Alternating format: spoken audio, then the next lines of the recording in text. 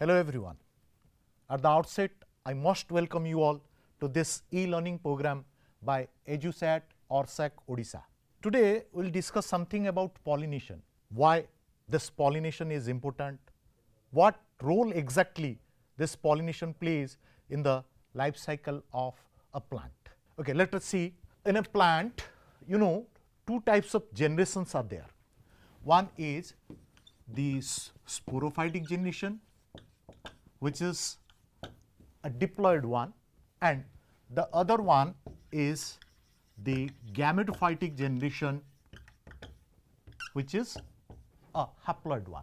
What you see in an angiospermic plant, you see a flower, and that flower contains the reproductive parts, the male reproductive part stamen, which is collectively called androecium, and the female part pistil, which is collectively called gynoecium.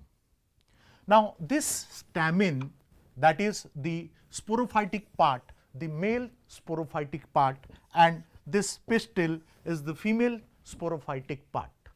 Now, from the sporophyte to gametophyte, this change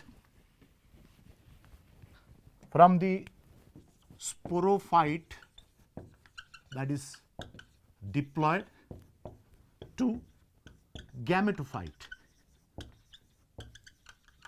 that is haploid. Now, for this change from the sporophytic generation to gametophytic generation, or from sporophyte to gametophyte, meiosis or reduction division is required. And again, from gametophyte to sporophyte, the fusion of gametes, that is male gamete and female gamete, is required. So, in an angiospermic plant, there is a fusion, or what we call the fertilization in case of a plant. So, for that fusion, for that fertilization, basically angiospermic plant and also some of the gymnosperms, they need pollination. Why this pollination is important? Let us see a slide. Now, you see a term zoidogamy. The lower plants are the zoidogamous plants, the bryophytes, the pteridophytes, and part of gymnosperms also. These plants are zoidogamous plants. That means they have a male sex organ called antheridium and a female sex organ called archegonium. Inside this antheridium, the male gametes are produced. Those male gametes swim, that enter into the female sex organ, fuses with the female gamete, so that fertilization can take place. So, this is seen in case of zoidogamous plants, but that is not seen in case of higher plants or angiospermic plants, because higher plants, as you can see in the slide, these are siphonogamous plants. They produce something called pollen tube, and that pollen tube is produced from the pollen grain. So, they need pollination, that is a prerequisite for fertilization. If pollination will not take place, then fertilization will not take place. Then the next generation, the seed will not be produced, the fruit will not be produced. That is why pollination is very important. So, let us see what is pollination exactly. It exactly means the transfer of pollen grains, the pollen grains or the microspores which bears the male gamete. The pollen grain, the transfer of pollen grain from the anther part to the stigma part.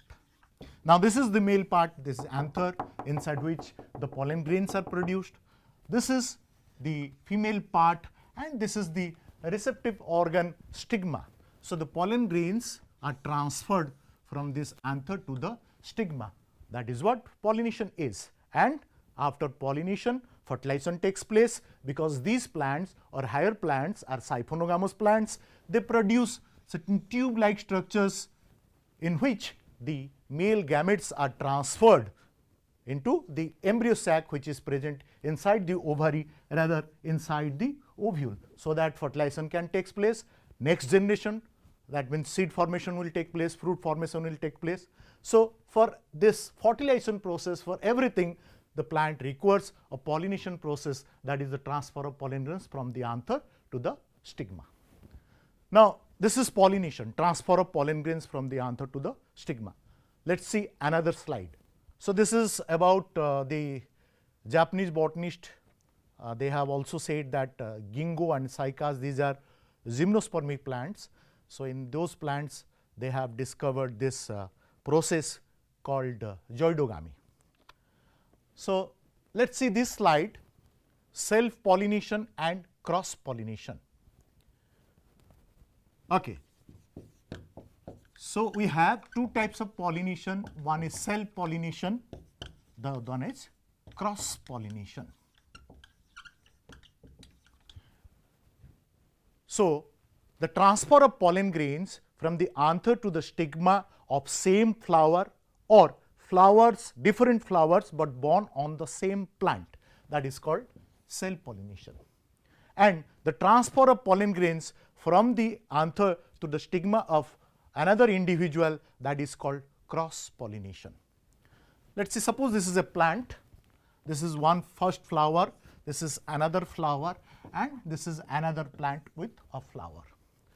If the pollination takes place here in the same flower itself, then this pollination is called autogamy. If this pollination takes place between two different flowers, but born on the same plant, then this type of pollination is called zytonogamy. Auto means self, gamy means marriage, self marriage, autogamy. Zyton means never, and gamy means again marriage. So, it is a pollination between two different flowers, but born on the same plant. Now, if the pollination takes place or the pollen grains are released here from this anther that falls on the stigma of this flower, that means on another individual, then this is called cross pollination. So, the pollination between two different individuals is called cross pollination. So, here also we can find two types of cross pollinations.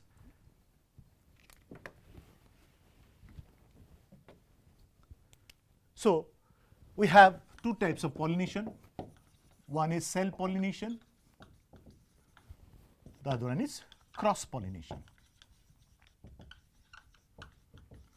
And in the self pollination, we have seen one is autogamy, the pollination within the same flower, and another one called zytonogamy, the pollination between two different flowers, but born on the same plant. Two different flowers, but same plant. Now, cross pollination is again divided into two types. One is called xenogamy. Xenos means stranger. In Greek, genus means stranger, and gamy itself is marriage. So, xenogamy, and the second one is called hybridism.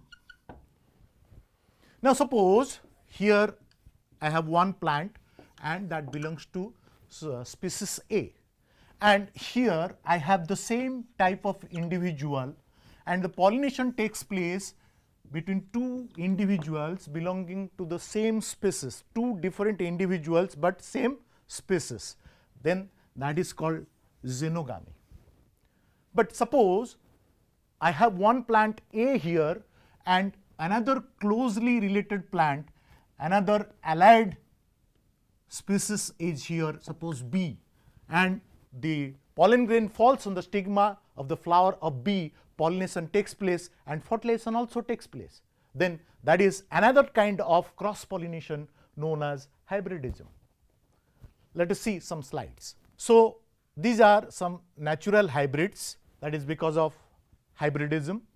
Hybrids between Jonepsiopsis sigmoida and Jonepsiopsis macrochila or macrochila. So, these are natural hybrids, that is because of this cross pollination hybridism. So also we can manipulate different species also by cross pollination by the breeding programs. The breeders, they also manipulate, they also mix two different type of species by cross pollination. And let us see Raphanus and Brassica, Raphanus sativus and Brassica campestris. So the pollen grain from Raphanus are laid on the stigma of Brassica. Pollination takes place, fertilization takes place, and another variety arises from that, that is called Raphanobrassica. So also we can do alter these things also. I mean, from Brassica also we can take pollen grains, and that pollen grains we can shade on, I mean we can put that pollen grains on the stigma of Raphanus flowers, same also. So Raphanus and Brassica, these are the two parental plants taken for this breeding program, and the result is this Raphanobrassica. So ultimately we have two types of pollination, that is, one is self pollination, the other one is called cross pollination. Then in self pollination, one is autogamy, that is within the same flower, and geitonogamy, two different flowers but born on the same plant. Now some of the scientists, some of the authors, they consider geitonogamy as a type of cross pollination. Some of the authors, they have also considered this two, geitonogamy and genogamy, as another type of pollination called allogamy. Allos means different. So geitonogamy is genetically a type of self pollination, because two flowers born on the same plant are genetically similar, but ecologically some of the scientists, they consider geitonogamy as a type of cross pollination. So autogamy and geitonogamy, if we say genetically, then these two are the different types of self pollination, and in cross pollination we have xenogamy and hybridism. Xenogamy is the cross pollination between two similar individuals of same species, and hybridism between two different species, not different exactly, closely allied species, not different, closely allied species of probably same family. Interspecific cross pollination we can do, intergeneric, intrageneric cross pollination also we can do, but these are closely allied species. So this is about the types of pollination. Next we will move to the different contrivances of pollination. Dear student, so we will discuss now what are the different contrivances of self pollination and cross pollination. Now in nature, so many plants, they are adapted towards the self pollination, and so many other plants are adapted towards the cross pollination. The different adaptations of self pollinations are called the contrivances of self pollination, and the different adaptations of cross pollinations are called the contrivances of cross pollination. In other words, the contrivances of self pollinations are called the inbreeding devices, and the contrivances or the adaptations of cross pollinations are called the outbreeding devices. So we will focus on that. First, the contrivances of self pollination. So this is one of the contrivances of self pollination called kleistogamy. Now when a flower matures, anthesis takes place, and normally the flower opens like this, and when the flower opens, it exposes the male part and female part, and these flowers are called chasmogamous flowers. The flowers which open are called chasmogamous flowers after anthesis, of course, and the flowers which never open are called cleistogamous flowers. The petals are closed. So naturally the pollen grains cannot escape outside, and the other pollen grains also cannot invade into the flower.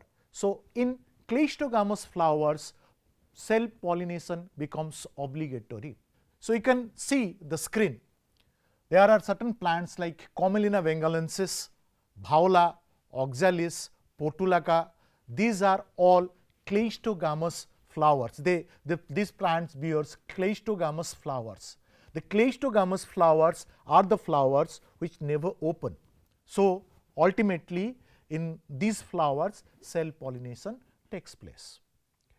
But some other plants are chasmocleistogamous plants. Of course, this Commelina bengalensis is also a chasmocleistogamous plant, because the underground flowers of Commelina which are underground are whitish off-white in color, and these are cleistogamous, but the above ground flowers of Commelina are purple in color, and these are chasmogamous flowers. So, the Commelina bengalensis is a chasmocleistogamous plant bearing both type of flowers, cleistogamous flower and chasmogamous flowers. But cleistogamy is a contrivance, is an adaptations for self pollination. Homogamy. Homogamy means same time maturation of both the parts, both male part and female part. Naturally, when both the parts, both male part and a female part of a flower mature at the same time, the chance of self pollination is more than the cross pollination. Of course, self pollination is not obligatory, cross pollination also can take place, but the chance of self pollination is more than the cross pollination. So, some of the homogamous flowers are Mirabilis jalapa. You have seen that plant, probably that is called 4 o'clock plant, pink flower, yellow color flower, white color flowers are there. So, that plant Mirabilis jalapa, in that plant homogamy is seen, and homogamy of course favors self pollination than the cross pollination. So, also in case of Argemone mexicana. So, moving to the next slide, this is hermaphroditism. Now, Hermes and Aphrodite, these are the gods of Greek mythology. Hermes, as you know, is the goddess of beauty, and Aphrodite is the messenger or the god of wealth. Now, both are very beautiful, one is beautiful and the other one is very handsome. So, that is called hermaphroditism or hermaphrodite condition. Hermaphrodite conditions means bisexual condition. When suppose this is a flower and this is the male part and this one is the female part. When both the parts are present in the flower, naturally the chance of self pollination is more. Suppose in a diclinous flower, in a staminate flower, only the male part is present, the female part is absent. So, naturally there is cross pollination, the chance of cross pollination is more in those plants, those flowers. Suppose same also in case of the pistillate flowers. In pistillate flower only the female part is present, not the male part. So, the chance, the cross pollination becomes obligatory there. If both the parts, male part and female part both are present in the flower, then naturally the chances of self pollinations are more in case of hermaphrodite flowers or bisexual flowers. So, moving to the next slide. Now, some dichogamous flowers are also there, those are showing adaptations for self pollination. Now, dichogamy is one of the adaptation, one of the contrivance for cross pollination. Dichogamy means different time maturation of both the parts, the male part may mature fast, the female part may mature fast, that is called protandrous and protogynous condition, protandry and protogyny. But some of the dichogamous flowers, when they fail to do the cross pollination, they adapt certain safety mechanisms, safety measures, so that they can ensure pollination, and that is the self pollination. Let us take the example of this sunflower, that is a plant of Asteraceae family, sunflower, Helianthus anus. In that flower, the anthers are present in syngenesious condition. Syngenesious condition means the anthers are fused, but the filaments are free. And imagine these fingers, my left hand fingers are the male part, that is anthers, and this part is the stigma, the female part. When this stigma fails to receive the pollen grains from other plants, usually this stigma receives the pollen grains from the other plants. But when the stigma fails to receive the pollen grains from the other plant, it calls down, it bends down, it collects the pollen grain from this its own anther. It brushes against the anther so that it can collect the pollen grains. So, that is what a fail safe mechanism. When the plants fail to do cross pollination, some of the plants, some of the flowers, they adapt some safety measures to ensure the self pollination, so that pollination can take place and that ensures seed production. So, that is what the safety mechanism or some adaptations for self pollination by the cross pollinated plants. Moving to the next slide, bud pollination. So, this is a type of self pollination when the flower is still in the bud condition, pollination takes place and the process of fertilization is also initiated. That is seen in case of rice, that is seen in case of pea also, your Pisum sativum. So, in these plants the pollination already takes place during the bud condition. So, that it is mandatory, not exactly mandatory, but it favors the self pollination. Moving to another slide. Now, these are the advantages of self pollination. What we have discussed are the contrivances of self pollination, how different plants are adapted towards the self pollination, how different plants they are modified to do self pollination. Now, in the slide we have different advantages of self pollination. The self pollination, as you can see, is a sure and economic method of pollination. It ensures seed production. In cross production, in cross pollination, the plant cannot ensure seed production, whereas in self pollination the plant ensures seed production. Now, the self pollination maintains the homozygosity condition, that maintains the pure line condition, and in self pollinated plants the plant need not produce a large number of pollen grains, which is seen in case of this cross pollinated plants. The cross pollinated plants, some of the cross pollinated plants, they produce not less than 5 lakh pollen grains, mere wastage of pollen grains. So, that wastage is not seen here in case of self pollinated plants. In self pollinated plants, the pollen wastage is less, the energy wastage is less, and the plant need not produce a large number of pollen grains. And as I said, it is one of the fail safe mechanism, because when the plants, so many plants are there which are normally doing this cross pollination, but when they fail to do so, they adapt this fail safe mechanism or safety adaptations to ensure the pollination or the seed production.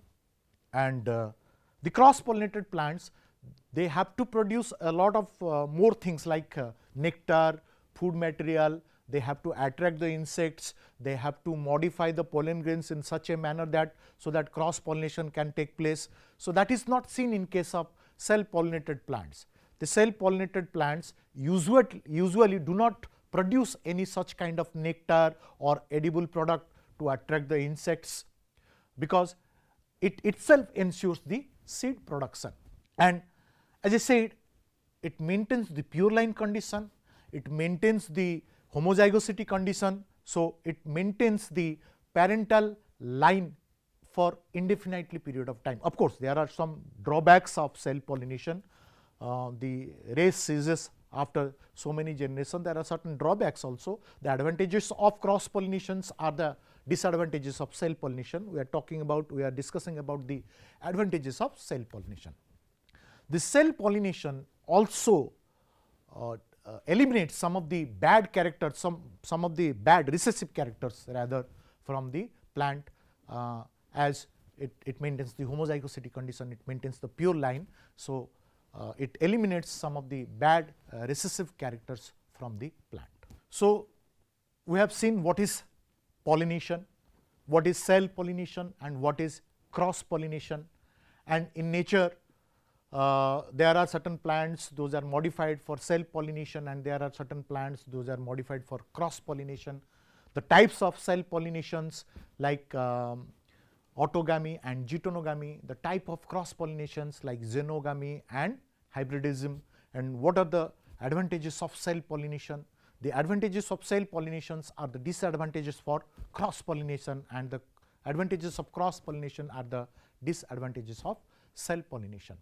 So, we will meet again and we will discuss the different contrivances of cross pollination, what are the different outbreeding devices to ensure the cross pollination, and also we will discuss the different advantages of cross pollination.